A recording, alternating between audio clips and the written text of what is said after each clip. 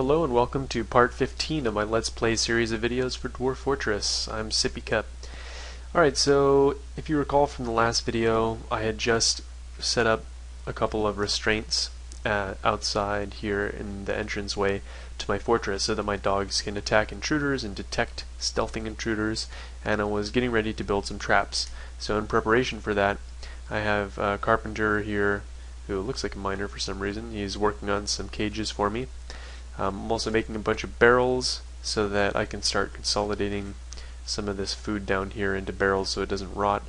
And downstairs, actually, something I wanted to show you before I get on with the traps and hopefully eventually military, is that now that I've got 42 dwarves in my fortress, I put this quantum stockpile, this garbage dump zone, back in, and now you can see that this stuff is getting moved really fast.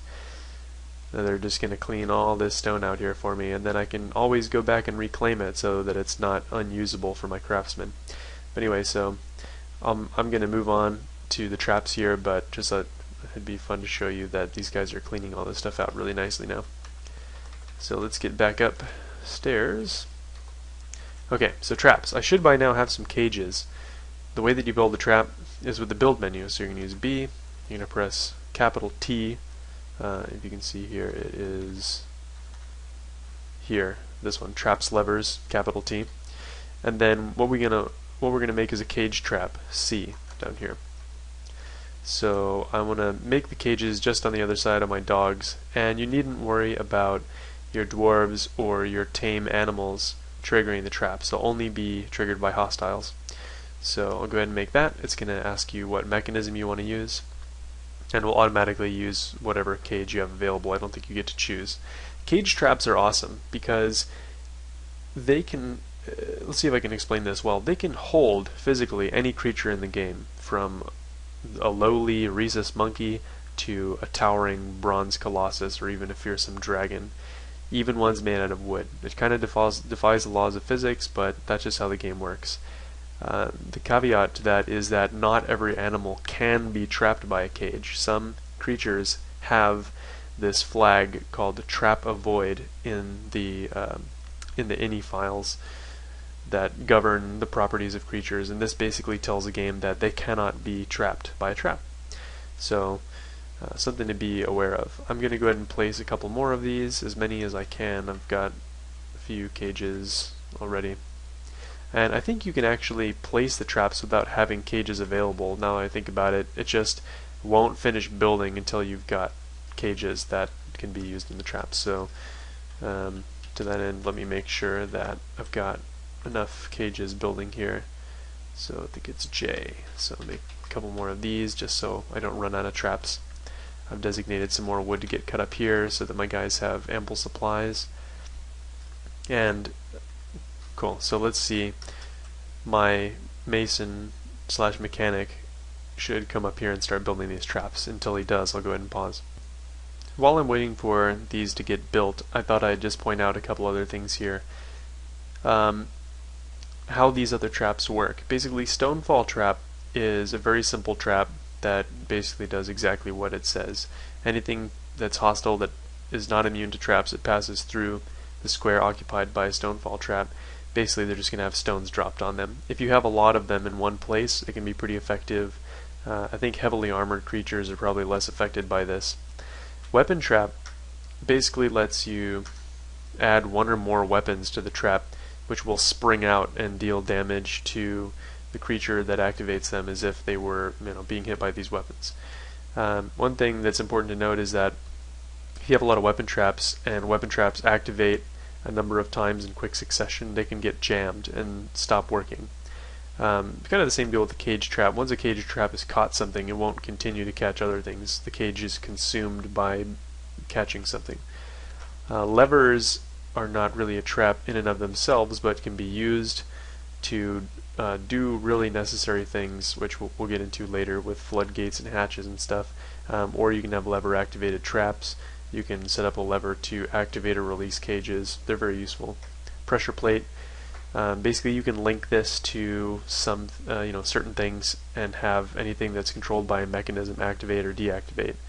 So There's actually something really interesting that I read about on the forums that you can do with pressure plates, which I'll try to explore later, but this will just be the kind of beginning introduction to that. Cage trap we've already discussed. Upright spear spike. These I think can either be deployed all the time, so you could just build them somewhere, or I think in this particular case the traps, they basically stay in the ground until they're activated and then they pop out and deal damage. So yeah, those are the basic kinds of traps. If I'm wrong again, feel free to post in the comments. I'm not 100% sure about this one, whether it's deployed by default or whether it's in the ground and pops out when it's activated. Okay, pausing again. Okay, so it looks like my mechanic finally got around to building one of these traps. So awesome. So once I start building enough of these, this whole corridor can basically be lined with traps. And then when a goblin siege, or rather an ambush, comes inevitably, the dogs will detect them. Even if they kill the dogs and they come and try to walk over these traps, I should catch almost all of them.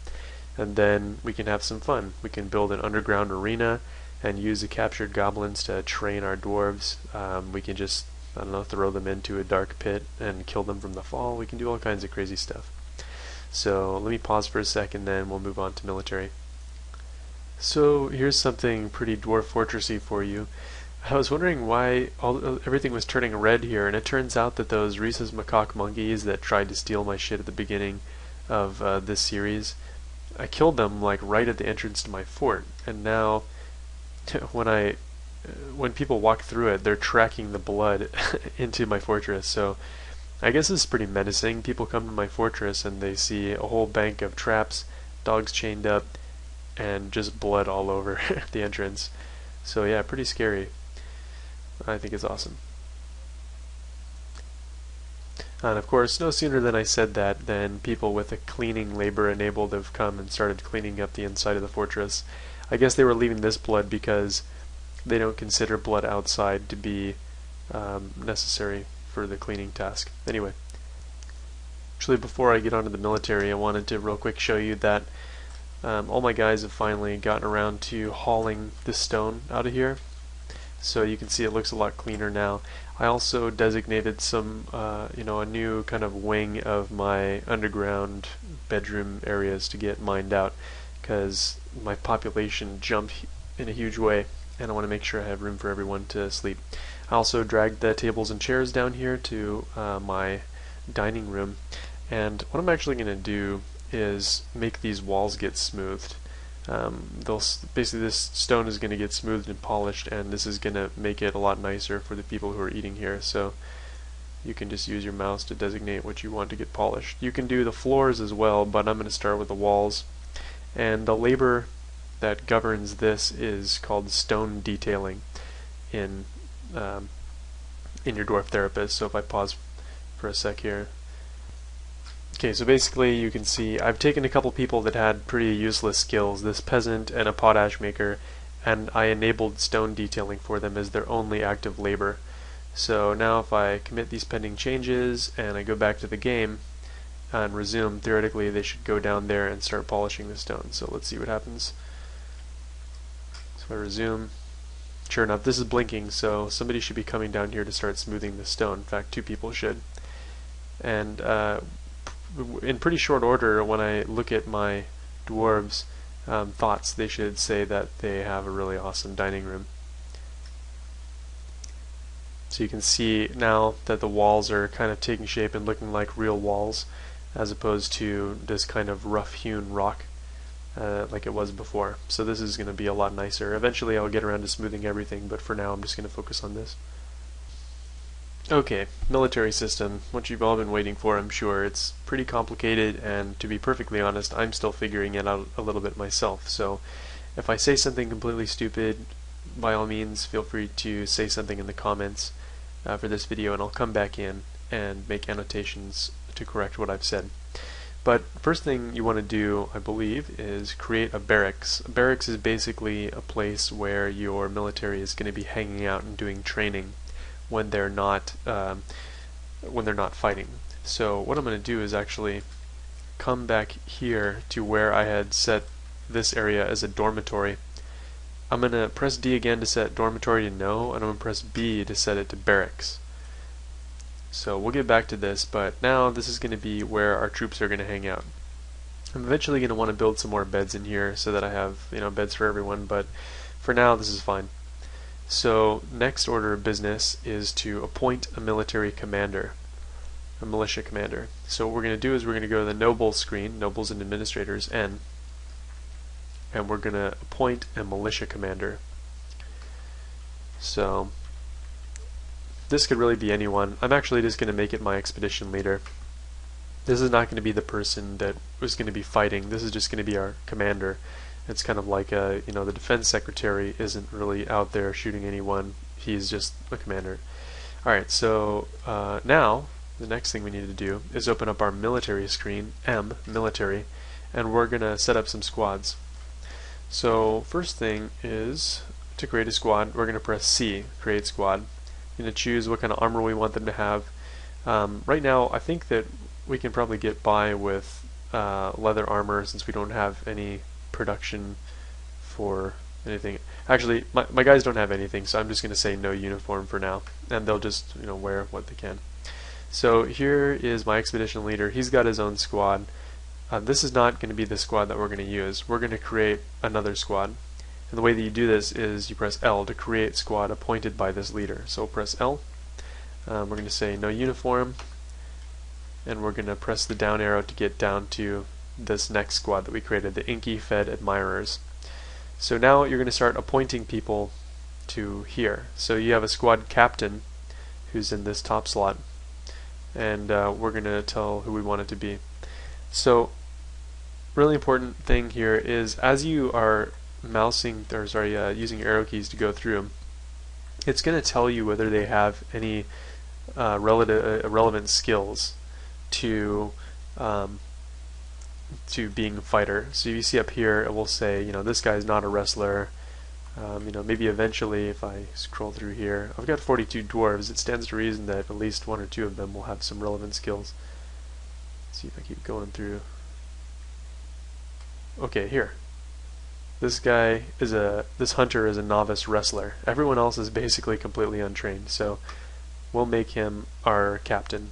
And then I'm just going to go through here and just, you know, for demonstration purposes and because nobody has relevant skills yet to fighting, I'm just going to start kind of grabbing anyone. So expedition leader can't be assigned to a squad, I don't think, because he's already the commander. So choose this guy, woodcutter, wood burner. Okay, so now all of these guys are in this squad, the Inky Fed Admirers. Okay, let me try to give you the quick and dirty overview of what all of this stuff means. So when you get your squad here, basically P, positions, this is where you define who is in the squads that you've set up. Alerts I haven't really messed around with a lot, so I can't say much about that. E, equip, this is where you can assign specific equipment to your dwarves, or you can set them up with uniforms. You assign uniforms to them. Which brings us to the next section, which is uniforms. Uniforms lets you define what constitutes a uniform. There's presets here already, so leather, metal, armor, and archer. If I wanted to, I could press C to add a uniform. I could rename this something and then start using these keys up here to add helms and gloves and whether it's you know, weapons, shields, and all that stuff. So once you've defined a uniform here in the N section, you can come back over to E and equip them with the uniforms that were either already in the game or ones that you set up yourself. U, supplies, this lets you set options if you want them to carry food and drink. If they're going on long range patrol, you want them to have food and drink. If they don't, you don't. Ammunition, F, lets you choose what kind of ammo you want your guys to have. Since my guys are wrestlers, they don't need ammo right now.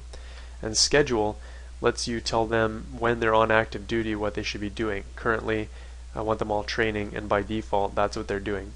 I'm running out of time right now, but I will go into more detail on the military system in my next video. Thanks for watching.